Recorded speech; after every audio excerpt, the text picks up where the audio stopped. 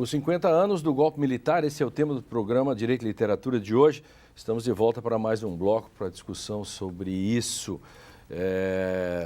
Foram anos de chumbo, o direito foi um dos instrumentos para legitimar imediatamente, tanto é que até as forças como a OAB, enfim, eram a favor do golpe, né?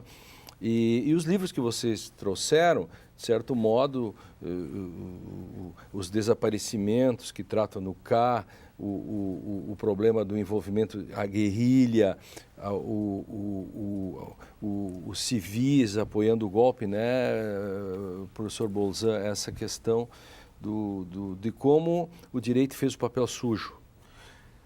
Parece que se tentou, talvez, a partir do golpe, se tentou dar um feitio, uma cara de uma certa legalidade, uma normalidade, inclusive constitucional, se utilizando de uma estrutura constitucional para dar um feitio, um desenho, uma aparência, né, de uma legalidade, não da legalidade, mas de uma legalidade institucional, ou seja, de um golpe, que seria um golpe curto, né, que aparentemente diziam que seria um golpe curto para restabelecer a ordem no país, e com isso se produz.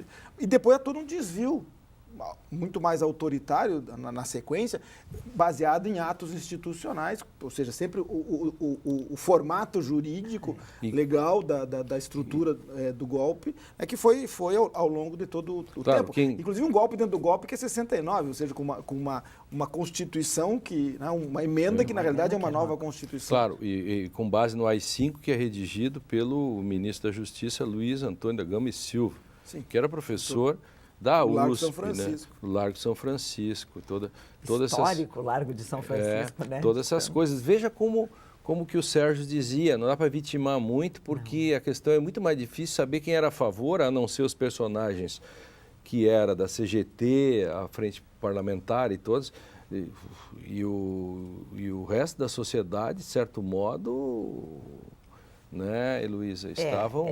Estas forças populares, como a gente diria assim, que avançavam em conquistas de cidadania, né, de melhoria da sua vida. Não tinham forças. Não eram, na verdade, poderiam até ter número, mas não tinham condições, não.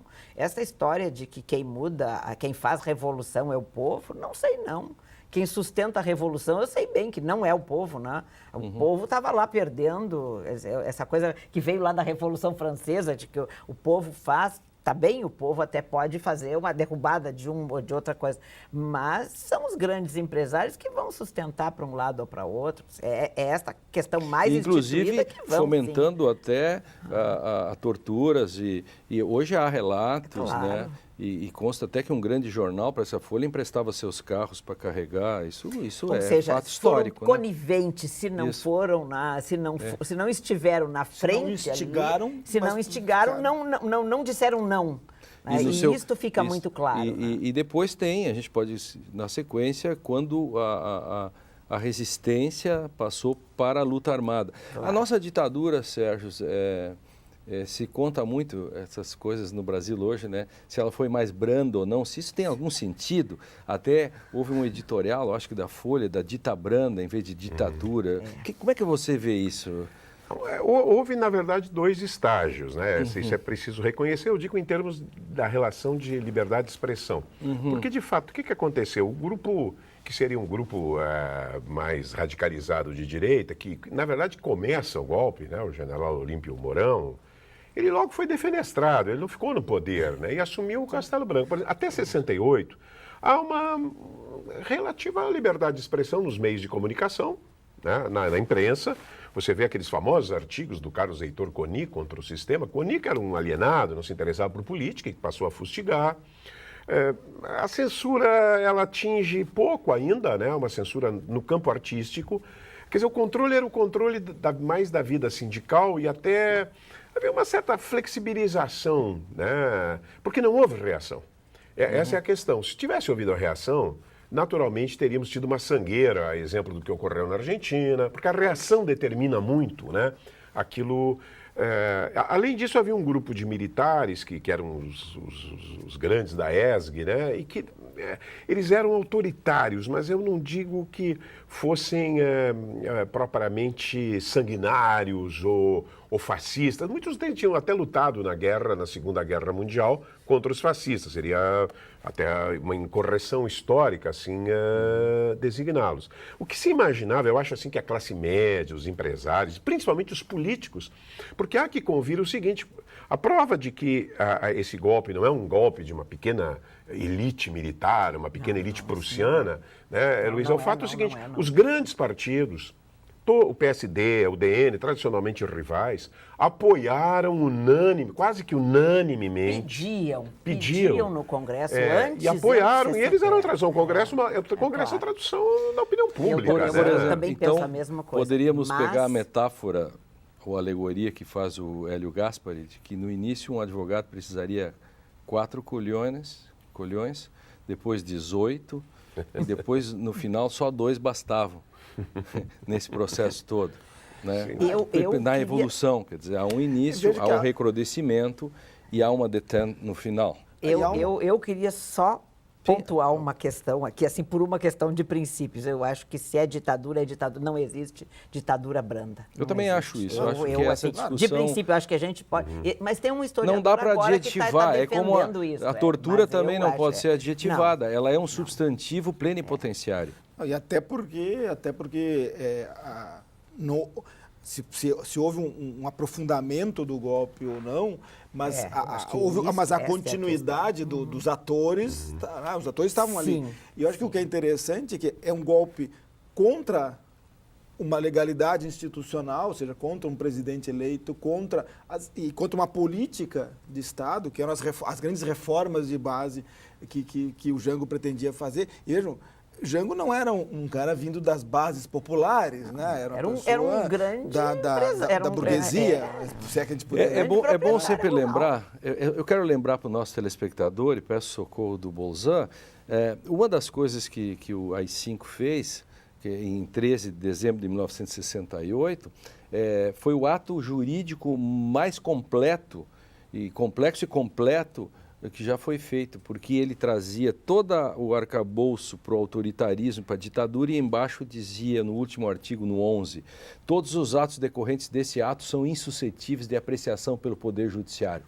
Bingo! Incrível! Isto isso. Não pode reclamar disso que eu estou fazendo. Quer dizer, é um ato absolutamente... Então, veja, isso fez com que também, logo depois, saia a guerrilha do Araguaia. Sim, porque aí, de fato, há ruptura com a institucionalidade, de certo modo. E acaba, talvez, essa coisa, encurrala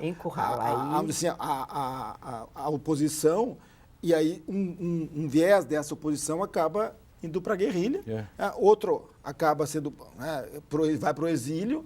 Aí as duas guerrilhas, a urbana e a rural, vão aí num leque, porque aqui também vamos colocar a esquerda também, né, as esquerdas, porque tu tens... Um leque de quantas? Nem se sabe. Quantos grupos havia, né? E isto também, cada ligando a questão à fundamentação chinesa, do Mao Tse-tung, outros ao foquismo de Guevara Cuba, e tal. Quer dizer, só para falar dos dois, fora o resto que circulava aí no meio, né? Então, também isto... E paradoxalmente, Sérgio, né? 2 ministros supremos foram cassados também, né? Esse programa de rede nacional está na TV Justiça, Direito e Literatura, na TV Justiça. É bom lembrar para os nossos telespectadores de todo o Brasil, de norte a sul, que 2 ministros supremos foram cassados pelo AI-5, né, durante a ditadura militar. Quer dizer, vejam como o judiciário ficou amarradíssimo por causa do AI-5, né? Então você não podia dar habeas corpus para questões políticas. Sim, né? E paradoxalmente um milagre econômico no meio, certo? Isso é uma contradição fascinante, não deixa de ser fascinante, né? Hoje pela manhã, a senhora Miriam Leitão disse que disse ao vivo e a cores, para usar a expressão, que não foi bem assim, que se fez uma propaganda, mas que a inflação, que era de 2 dígitos, terminou em muito mais, quer dizer, que era de 25% quando o Jango saiu, terminou em 70 e tantos % quando terminou. Ou seja, O balanço parece que está se fazendo pelas grandes redes nacionais, Pois é, o que você mostrando acha, que Sérgio? não é bem assim. Eu tenho uma visão ao contrário. Por exemplo, eu tenho um dado assim que me deixou chocado como um oposicionista que era, de ir no Maracanã com o presidente Médici, acho que era um Fla-Flu, e ouvir, quando anunciaram, sabe que no Maracanã vai a tudo, né? A famosa frase do Nelson Rodrigues. Começou um protesto, assim, né? E com uma frase que era muito agressiva na época, tinha um sentido agressivo, né? Bicha, bicha. Tinha um sentido, naturalmente, hoje, politicamente incorreto, mas era, enfim. E milhares e milhares de vozes, no Maracanã, não estou falando na Fiesp, gritando Médici, Médici, Médici. Acho que foi um dos ditadores mais populares do Brasil. Pois esse é o paradoxo de tudo. Fala, também. Bolzan, aí teve o sequestro do embaixador também, enfim. Pois é. Minha preocupação é a questão do direito também, né? Porque Enfim. isso é ao mesmo tempo, quer dizer, eu acho que a ruptura, ela é uma ruptura que se faz por meio do direito, ou com o direito, mas um direito em contradição consigo mesmo, ou seja, um direito que se nega ao longo do tempo. Por quê? Porque é um direito que não permite, né, as mínimas garantias, a própria, quer dizer, você estabelece uma Constituição, depois você reforma essa Constituição, mas uma Constituição de fachada, de fato. Que, na verdade, você pode dizer se era uma Constituição ou não.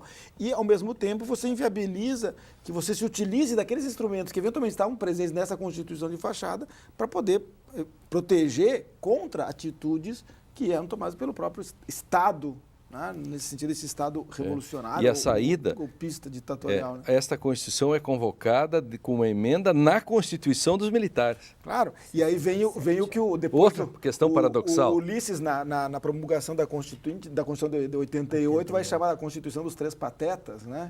Ficou famosa a frase do que foi o triunvirato militar que dá o golpe dentro do golpe, né? E aí tira o Costa e Silva, porque teve um derrame, e aí... Alguns até dizem que aquele derrame pode que não ter foi sido exatamente feito, isso, né?